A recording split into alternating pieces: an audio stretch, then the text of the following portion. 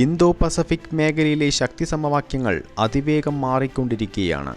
ഒരു വശത്ത് ചൈന സൈനികവും സമുദ്രപരവുമായ സ്വാധീനം തുടർച്ചയായി വിപുലീകരിക്കുന്നു. ലോക വ്യാപാരത്തിൻ്റെ ഏകദേശം 25%, ചൈനയുടെ സമുദ്ര വ്യാപാരത്തിൻ്റെ വലിയൊരു ഭാഗവും, ചൈനയുടെ തന്നെ എണ്ണ ഇറക്കുമതിയുടെ 80% ഉൾപ്പെടെ കടന്നുപോകുന്ന മലാക്ക കടലിടുക്ക് എന്ന തന്ത്രപ്രധാന സമുദ്രമേഖലയിൽ സ്വാധീനമുറപ്പിക്കാൻ ലോകശക്തികൾ തമ്മിലുള്ള മത്സരം ശക്തമാകുന്ന സാഹചര്യത്തിലാണ് ഇന്ത്യൻ പ്രധാനമന്ത്രിയുടെ ഇന്തോനേഷ്യ സന്ദർശനം നടന്നത്. ഇത് ഒരു സാധാരണ നയതന്ത്ര സന്ദർശനം മാത്രമായിരുന്നില്ല, മറിച്ച് ഇന്തോ പസഫിക് മേഖലയിലെ സുരക്ഷാ സഹകരണത്തിനും ശക്തി സന്തുലിതാവസ്ഥയ്ക്കും പുതിയ അധ്യായം തുറന്ന ഒരു തന്ത്രപരമായ നീക്കമായിരുന്നു. അതിലെ ഏറ്റവും ശ്രദ്ധേയമായ തീരുമാനം ബ്രഹ്മോസ് മിസൈലിന് പുറമെ ഇന്ത്യയുടെ തദ്ദേശീയ അസ്ത്ര MK1 മിസൈലിൻ്റെ ആദ്യ അന്താരാഷ്ട്ര കയറ്റുമതി കരാറാണ്. ഒരു മിസൈൽ കരാർ എന്നതിലുപരി ഒരു സ്ട്രാറ്റജിക് പാർട്ട്ണർഷിപ്പ് സ്ഥാപിക്കുക വഴി മേഖലയിലെ ഭൗമരാഷ്ട്രീയ ശക്തി സമവാക്യങ്ങൾ ആകെ മാറിയിരിക്കുകയാണ്.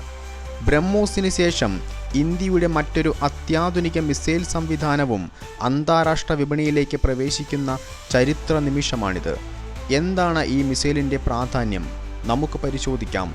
Welcome to geo political media Indian perspective. DRDO വികസിപ്പിച്ച അസ്ത്ര MK1 ഒരു beyond visual range air to air മിസൈലാണ്.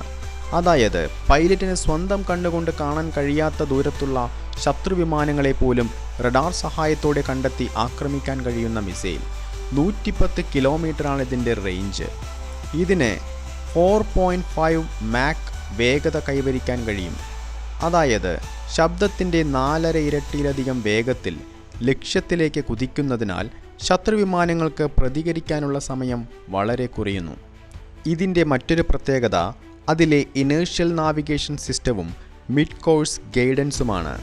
അതായത് വിക്ഷേപണത്തിന് ശേഷം വിമാനത്തിൽ നിന്നുള്ള ഡാറ്റ അപ്ഡേറ്റുകൾ സ്വീകരിച്ചുകൊണ്ട് മിസൈൽ തൻ്റെ പാത കൃത്യമായി തിരുത്തുന്നു. അതിനാൽ ദീർഘദൂര ലക്ഷ്യങ്ങളെയും ഉയർന്ന കൃത്യതയോടെ ആക്രമിക്കാൻ സാധിക്കുന്നു. അസ്ത്രയുടെ മറ്റൊരു പ്രധാനപ്പെട്ട സവിശേഷതയാണ് ആക്റ്റീവ് റഡാർ സീക്കർ. മിസൈലിൻ്റെ അവസാന ഘട്ടത്തിൽ ഇത് സ്വന്തം റഡാർ ഉപയോഗിച്ച് ലക്ഷ്യം കണ്ടെത്തുകയും പിന്തുടരുകയും ചെയ്യുന്നു.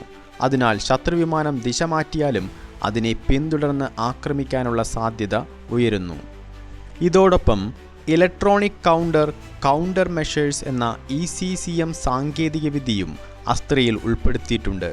ശത്രുവിമാനങ്ങൾ റഡാർ ജാമിംഗ് നടത്തുകയോ ഇലക്ട്രോണിക് തടസ്സങ്ങൾ സൃഷ്ടിക്കുകയോ ചെയ്താലും അവയെ മറികടന്ന് ലക്ഷ്യം പിന്തുടരാനുള്ള ശേഷിയാണ് ECCM ഇലക്ട്രോണിക് കൗണ്ടർ മെഷർ നൽകുന്നത്. ആധുനിക വ്യോമയുദ്ധത്തിൽ ഇത് അത്യന്തം നിർണായകമായ കഴിവാണ്. അതുപോലെ 15 kilogram high explosive pre fragmented warhead വഹിക്കുന്ന missile single pulse smokeless solid fuel motor ഉപയോഗിച്ചാണ് കുതിക്കുന്നത്. സ്മോക്ക്ലെസ് ആയതുകൊണ്ട് തന്നെ ശത്രുവിമാനങ്ങൾക്ക് ഈ മിസൈലിനെ കണ്ടെത്തുക ദുഷ്കരമായിരിക്കും. ഈ മിസൈലിൻ്റെ പരിഷ്കരിച്ച പതിപ്പുകളാണ് അസ്ത്ര MK2, MK3 എന്നിവ. അതിൽ അസ്ത്ര MK2 അവസാന ഘട്ടത്തിലും MK3 വികസന ഘട്ടത്തിലുമാണ്. അസ്ത്ര MK2-ന് 240 കിലോമീറ്റർ വരെ റേഞ്ചും ശബ്ദത്തിൻ്റെ 5 മടങ്ങിലധികം വേഗതയും ആധുനിക AESA റഡാറുകളുമാണ് ഉള്ളത്.